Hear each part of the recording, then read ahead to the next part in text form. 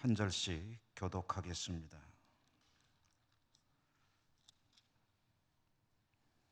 느헤미야 5장 1절에서 13절까지 한 절씩 읽습니다. 그때 백성들이 그들의 아내와 함께 크게 부르짖어 그들의 형제인 유다 사람들을 원망하는데, 어떤 사람은 말하기를 우리와 우리 자녀가 많으니 양식을 얻어먹고 살아야겠다 하고, 어떤 사람은 말하기를 우리가 밭과 포도원과 집이라도 저당 잡히고 이 흉년의 곡식을 얻자 하고, 어떤 사람은 말하기를 우리는 밭과 포도원으로 돈을 빚내서 왕에게 세금을 바쳤도다. 우리 육체도 우리 형제의 육체와 같고 우리 자녀도 그들의 자녀와 같거늘 이제 우리 자녀를 종으로 파는도다. 우리 딸 중에 벌써 종 된 자가 있고 우리의 밭과 포도원이 이미 남의 것이 되었으나 우리에게는 아무런 힘이 없도다 하더라. 내가 이런 말을 듣고 크게 노하여 깊이 생각하고 귀족들과 민장들을 꾸짖어 그들에게 이르기를 너희가 각기 형제에게 높은 이자를 취하는도다 하고 대회를 열고 그들을 쳐서 그들에게 이르기를 우리는 이방인의 손에 팔린 우리 형제 유다 사람들을 우리의 힘을 다하여 도로 찾았거늘 너희는 너희 형제를 팔고자 하느냐, 더구나 우리의 손에 팔리게 하겠느냐 하며 그들이 잠잠하여 말이 없기로 내가 또 이르기를 너희의 소행이 좋지 못하도다. 우리의 대적 이방 사람이 비방을 생각하고 우리 하나님을 경외하는 가운데 행할 것이 아니냐. 나와 내 형제와 중자도 양식을 백성에게 구워 주었거니와 그 이자 받기는 그치자. 그런즉 너희는 그들에게 오늘이라도 그들의 밭과 포도원과 감람원과 집이며 너희가 구워준 돈이나 양식이나 새 포도주나 기름의 100분의 1을 돌려보내라 하였더니 그들이 말하기를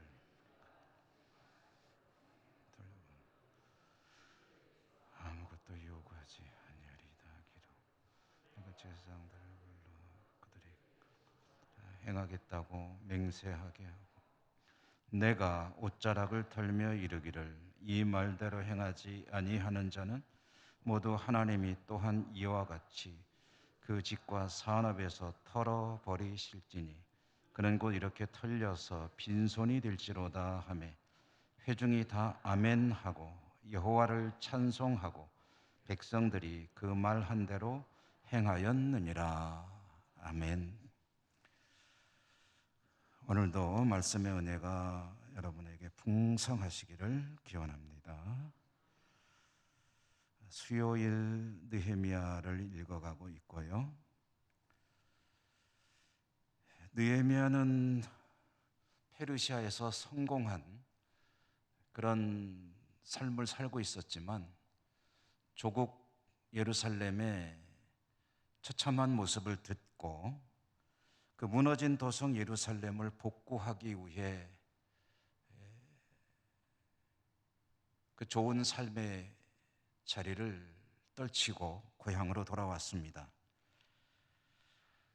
그런데 그렇게 고향으로 돌아오겠다고 한 그 생각, 그리고 그 시도하는 일은 사실 그거 굉장히 위험한 일이었습니다. 모험이었죠.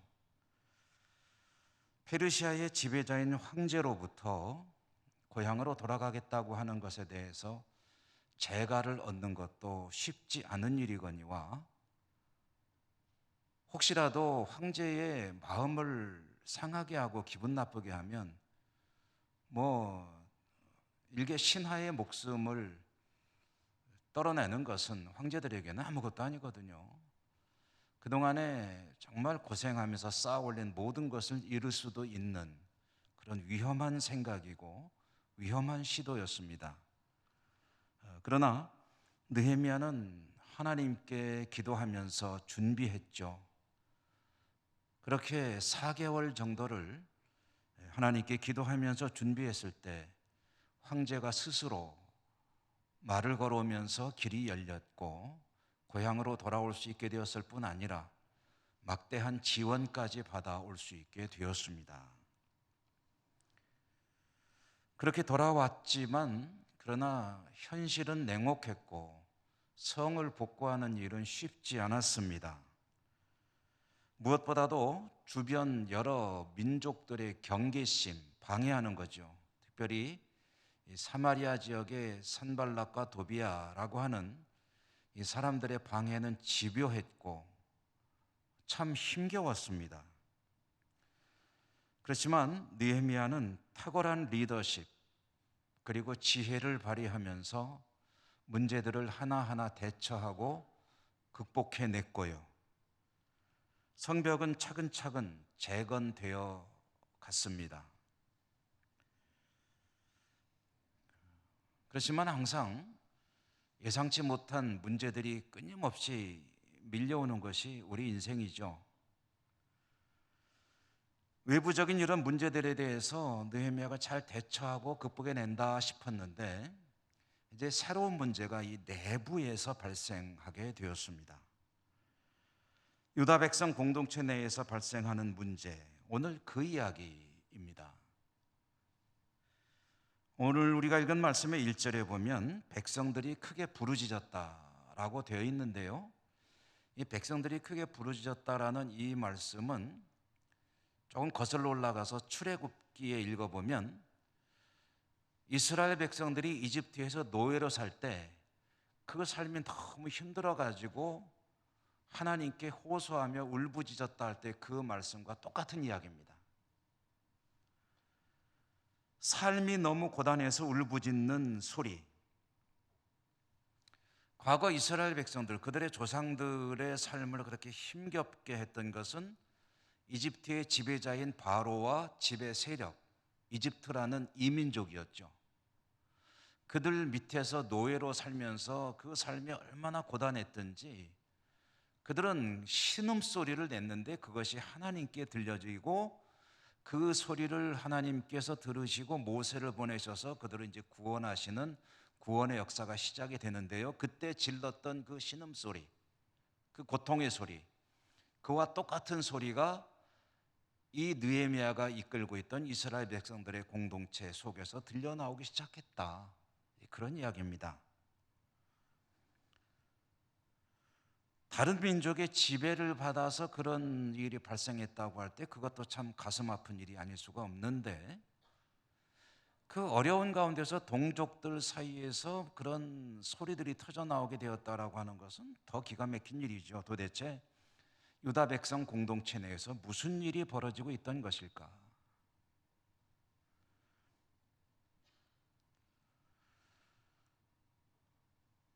도시를 재건하는 이스라엘 백성들, 유다 백성들의 삶은 참 고단했습니다. 돌아온 귀한 백성들도 힘들고 남아서 이스라엘 땅에 살던 사람들도 힘들기는 마찬가지였습니다. 타국의 지배를 받는 식민지로 살아간다는 게 그런 것이죠. 그런데 그렇게 어려운 가운데서도 그들은 다시 도시를 재건하는, 성벽을 재건하는 공사에 참여해야 했습니다. 주로 남자들이 했죠. 당연히 생업에 지장이 있을 수밖에 없죠. 남자들은 최는 힘을 다해서 성벽을 재건하는데 나가 노역을 제공했고, 그렇지 않아도 먹고 살기 힘든 가운데 집안 살림은 오롯이 여성들의 몫이 됐습니다. 가정의 생계를 꾸려나가야 될 책임을 여성들이 지고 있을 때 오늘날 같으면 우리 여성들이 또 일할 때가 많이 있어요. 하지만 고대 사회에서는 여성들에게는 아무런 그런 능력이 없고 기회도 주어지지 않습니다. 산예배 거미줄을 칠 수는 없는 거죠. 아무리 돈이 없어도 밥은 먹어야 됩니다. 그러니 그들이 어떻게 양식을 구하겠습니까? 있는 거 있으면은 내다 팔 게 있으면 내다 팔고, 팔 게 없으면은 집도 저당 잡히고, 빌리고 꾸고 여기저기서 얻어서 먹고 사는데 그것도 하루 이틀이지. 결국은 그들은 빚을 질 수밖에 없었죠. 땅과 집, 이런 부동산이 있는 사람들은 그것을 담보로 잡아서 돈을 빌리게 되고, 그게 없는 사람들은 사람을 담보로 잡고 빚을 가져옵니다.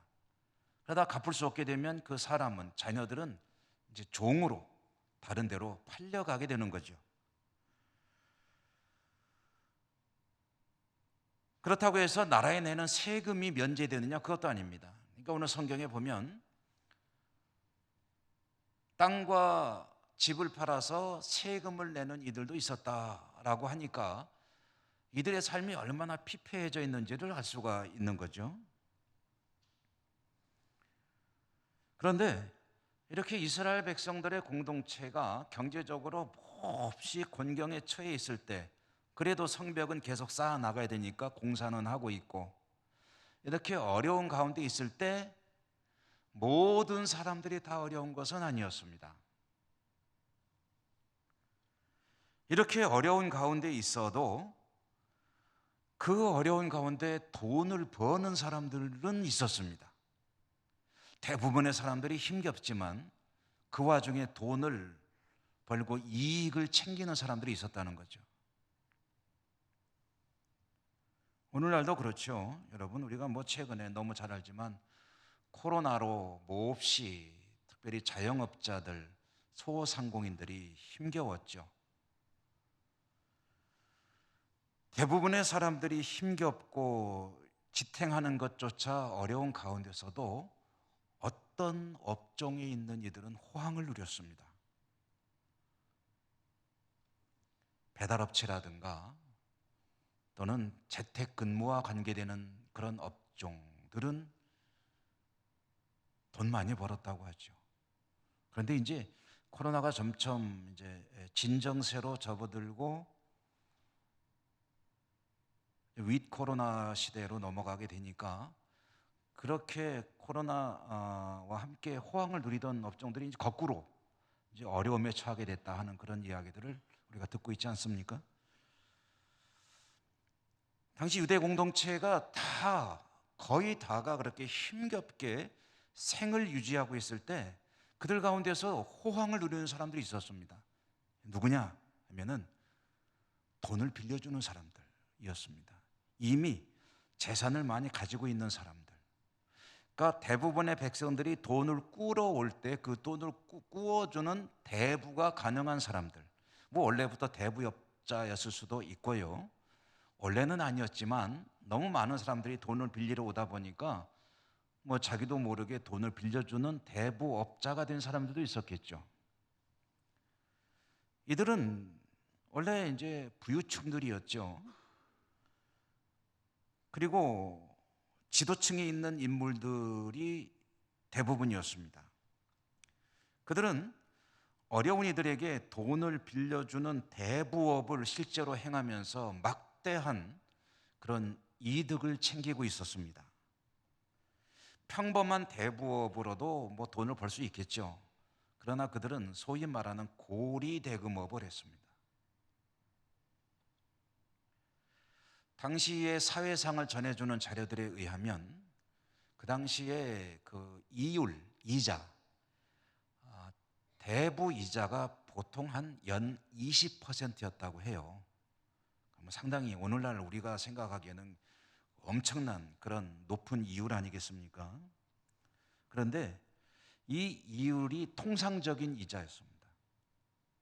그런데 이와 같은 이 유다 백성들 공동체 내에서 지금 벌어지고 있는, 그러니까 징수되는 그런 이율이 얼마냐 하면은 높을 때는 40%에서 60%까지 1년에 올라갔다고 그래요. 그러니까 100만 원을 빌렸다 그러면은 1년에 이자를 40만 원 내지는 60만 원까지 낼 때도 있었다는 거죠.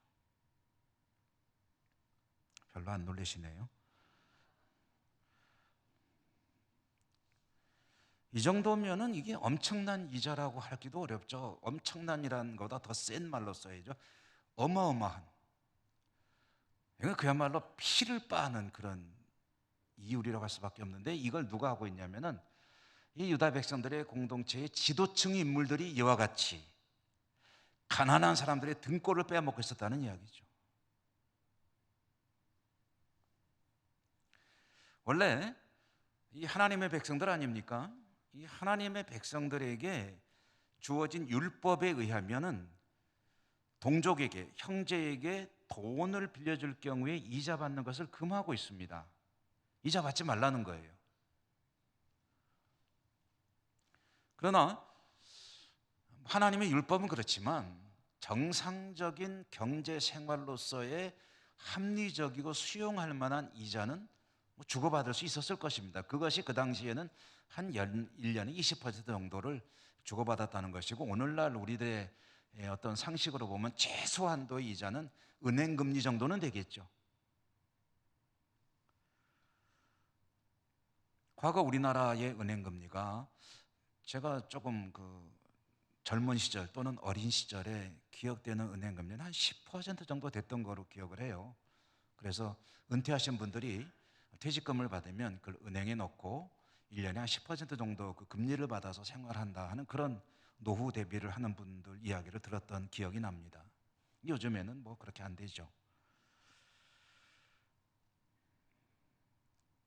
만약에 지인들 간에 돈을 빌려주고 또 꾸어오고 했을 때에 율법에서는 이자를 주지 말라고 하지만, 그러나 상대방에게 피해를 주지 않기 위해서 적어도 통상적인 수준의 금리가 오가는 것 정도는 굳이 율법으로 못하게 한다 하더라도 용인, 수용이 가능한 수준이었을 거예요. 그 정도는 상식적이지 않습니까?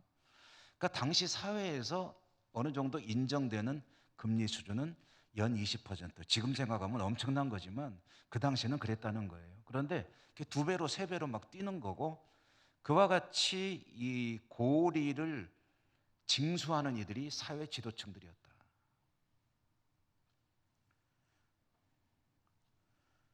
이것은 상식적으로 납득할 수 있는 수준도 아니고 하나님의 율법으로도 도저히 용납될 수 없는 그런 범죄였습니다.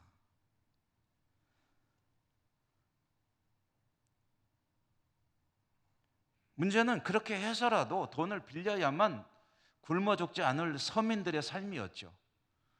그러니 이 유다 백성 공동체 내에서 이런 문제가 발생이 돼가지고 그로 인한 고통 소리가, 옛날에 그 조상들이 이스라엘에서 이집트에서 노예로 살 때 부르짖던 그 신음 소리와 같은 소리가 이 유다 백성 공동체 내에서 터져 나오고 있었다라는 겁니다. 심각한 위기죠. 외부의 압력이나 폭력 같은 것들은 혹시 있다면 함께 힘을 합쳐서 대응해 나갈 수가 있습니다. 오히려 결속을 다지는 그런 계기가 될 수도 있죠. 우리나라 역사 속에서 그런 사례는 비일비재합니다. 우리 민족의 특성 중에 하나가 위기의 때에 잘 뭉치는 것으로 알려지고 있죠. 비근한 예를 찾아본다 그러면은 IMF 시기에 전 국민이 참여했던 금모으기 운동, 이런 것들은 외국에서는 굉장히 화제가 됐다고 그러죠. 와, 어떻게 국민들이 저렇게 힘을 모을 수가 있느냐. 최근에는 일본에서 치졸한 경제 보복으로 제재로 들어올 때 일본 상품 불매 운동, 일본에 여행 가지 말자 그래가지고 대마도 같은 데는 우리 한국 관광으로 먹고 사는 지역인데요. 그 동네가 완전히 망해버렸다고 해가지고 정부에 대한 원성이 자자하다는 그런 뉴스도 우리가 보지 않았습니까? 외부의 압력이나 부당한 그런 어떤 힘, 이런 것들은 내부적으로 결속을 다지는 그런 동기가 되기도 합니다. 그런데 이 내부에서 발생하는 문제는, 이거는 정말 심각한 위기입니다. 이 공동체 자체가 와해될 수 있는 그런 문제거든요. 여러분, 교회 역사가 그렇지 않습니까? 교회는 외부의 어떤 핍박이나 박해 이런 것이 있을 때는 오히려 영적으로 더 맑아지고 하나님께 힘을 합쳐 기도하면서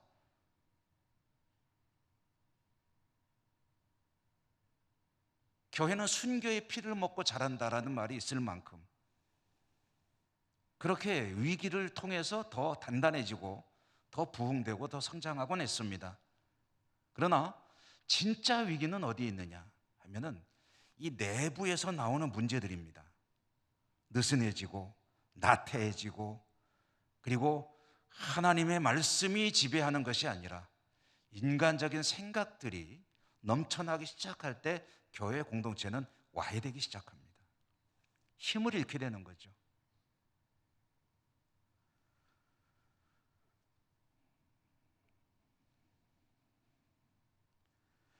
산발락과 도비아라고 하는 사람으로 대표되는 외부의 공격이 있을 때 이스라엘 백성들은 낮에는 성벽을 쌓고 밤에는 창 들고 보초를 섰습니다. 잠은 언제 났는지 모르겠어요. 그리고 그렇게 끊임없이 일을 하면서도 그들은 똘똘 뭉쳤습니다. 그래서 그 외부의 세력을 철저하게 차단하면서 성벽을 성공적으로 도시를 재건해 나갔습니다. 몸은 힘들지만 오히려 유다 백성들은 하나가 되었습니다. 그런데 내부에서 이런 일이 벌어질 때 느헤미야, 지도자인 느헤미야는 심각한 위기 상황을 인식하지 않을 수가 없었죠. 느헤미야는 어떻게 대처했을까? 오늘 우리가 읽은 본문 속에 그의 대처한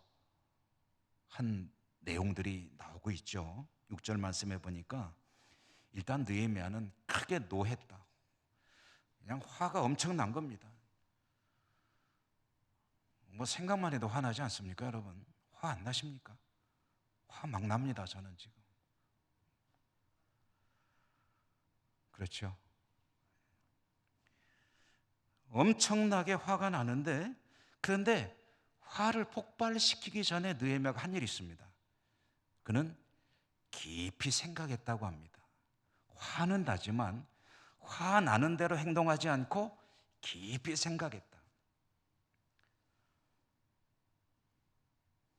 그리고 지도층 인물들을 불러다가 그들을 꾸짖었습니다. 여러분, 사실 어떤 문제가 발생했을 때 어떻게 대처하는 것이 좋을지 판단하는 것은 뭐 쉬운 일이 아니죠. 그렇게 간단한 일이 아닙니다.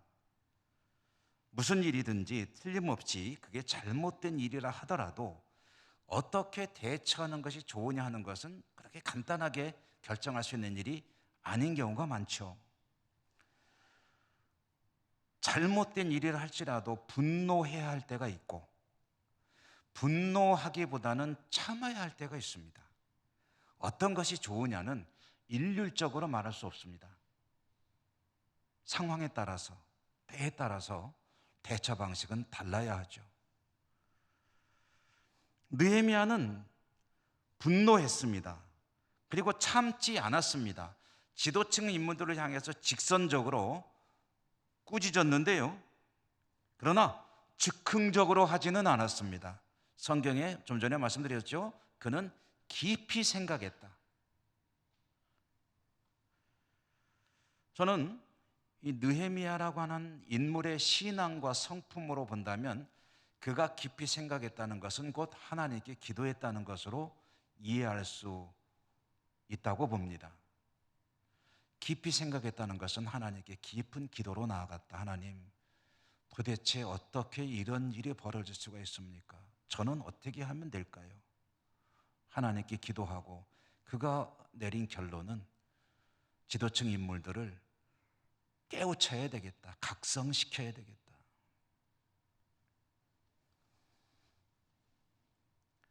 느헤미야가 그들을 꾸짖은 것이 세 가지인데요. 첫째로는 너희들 틀렸다는 거죠.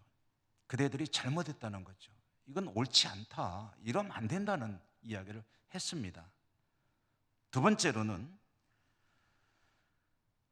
이런 우리 모습을 우리를 잡아먹지 못해 안달인 저 원수들이 볼 때 얼마나 좋아하겠느냐, 얼마나 우리 민족을 조롱하겠느냐. 이게 지금 나라 팔아먹는 짓이다. 세 번째로는 당신들이 하나님을 두려워하는 사람입니까? 하나님을 두려워한다면 어떻게 이런 짓을 할 수가 있습니까? 하나님은 안중에 없습니까? 이러고도 하나님께 나아가는 하나님 백성이라고 할 수가 있습니까? 그들을 아주 준열하게 꾸짖은 거죠. 그러면서 자기 이야기도 들려주었습니다. 나도 백성들에게 돈과 양식을 빌려주고 있소이다. 그러나 어느 누구에게도 이자 단 한 푼도 받지 않았다. 그러니 그대들도 지금까지 부당하게 받아온 것이 있다면 적절한 선에서 다시 돌려주시오. 그리고 앞으로는 만약에 누군가에게 빌려주는 것이 있다면 절대 이자를 받지 마시오.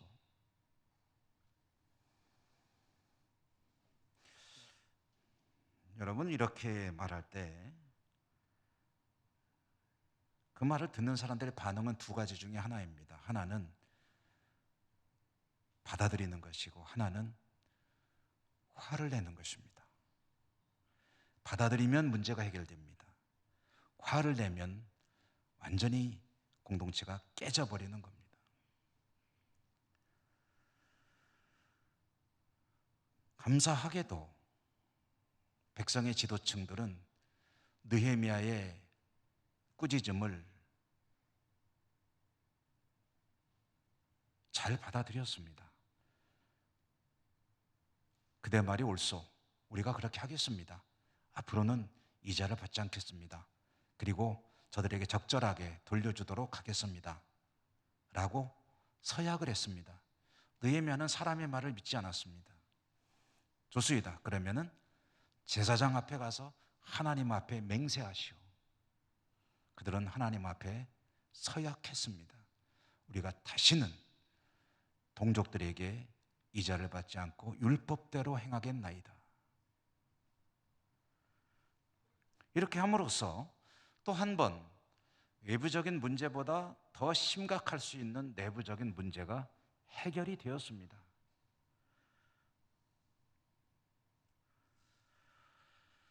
이어지는 14절 이하의 말씀에 보면 느헤미야의 자기 고백이 나오는데요. 느헤미야가 자기가 어떻게 살았는지를 우리가 여기는 읽지 않았습니다. 간략히 제가 여러분들에게 내용을 소개해드리면 느헤미야가 예루살렘에 총독으로 와서 지낸 세월이 12년인데 그가 말하기를 12년 동안에 세금을 거두지 않았다는 거예요. 백성들로부터. 총독으로서 거둘 세금을 안 거뒀다는 이야기입니다.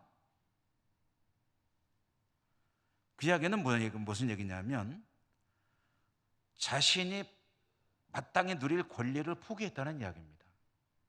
과거의 총독들은 자신들의 배를 불리기 위해서 백성들에게 과하게 착취를 했는데 느헤미야는 당연한 녹봉, 합당한 급여도 포기했다는 거예요. 왜냐? 너무 교도의 경제가 힘들기 때문에. 느헤미야가 그렇게 한 이유가 두 가지입니다. 첫째로는 백성들을 배려한 것이고 둘째로는 하나님을 두려워했기 때문이다. 그러면서 그는 자신을 찾아오는 이들을 항상 대접하는 일에 힘썼습니다. 그가 하는 이야기 읽어보면 매일입니다. 매일 소 한 마리씩을 잡았다고 그래요. 양을 6마리를 잡았습니다. 소 한 마리 또는 양 6마리가 아니고 소 한 마리 플러스 양 6마리 플러스 닭 같은 거는 몇 마리인지 시지도 못하겠고 그렇게 해서 많은 음식을 준비해서 사람들에게 대접했는데 이 분량이 몇 명분이냐면요. 제가 이렇게 자료들을 찾아보니까 매일 한 600명에서 800명 정도를 식사 대접을 했다는 거예요. 그러면 느헤미야가 자기 월급도 안 받고 어떻게 이런 돈이 어디서 났을까? 원래 가지고 있던 재력이 그만큼 있었던 거죠. 자기가 재력이 있으니까 그렇게 할 수 있었던 거죠, 물론. 요컨대 느헤미야는 페르시아에서의 그 아주 떵떵거리고 살던 삶을 포기하고 자기 조국으로 돌아와서 도시 재건에 헌신했고 도시 재건을 위해서 헌신할 때 자신의 모든 권리를 포기하고 내려놓았고 오직 조국의 재건, 하나님의 영광을 위해 살아왔다라는 것을 이야기합니다. 자기 입으로. 그리고 자신이 그렇게 살 수 있었던 이유, 살은 이유, 그 이유를 오늘 우리가 읽지 않은 말씀 맨 마지막 절 19절에서 밝히고 있습니다. 그래서 오늘 우리가 19절은 한번 같이 읽어보시도록 하시죠. 19절 읽겠습니다. 시작. 내 하나님이여, 내가 이 백성을 위하여 행한 모든 일을 기억하사 내게 은혜를 베푸시옵소서. 아멘. 왜 그렇게 당연히 누릴 권리까지도 포기하며 자기보다는 백성들을 배려하며 또 하나님 앞에 두려움을 가지고 사는 사람이었는가? 그는 하나님께서 베푸실 은혜를 기대하며 당연한 권리까지도 내려놓는 인생을 살았다. 다시 말해서 그렇게 살 수 있었던 원동력이 뭐냐? 하나님의 갚아주실 은혜를 바라보며 그것을 기대하는 사람이었기 때문이다.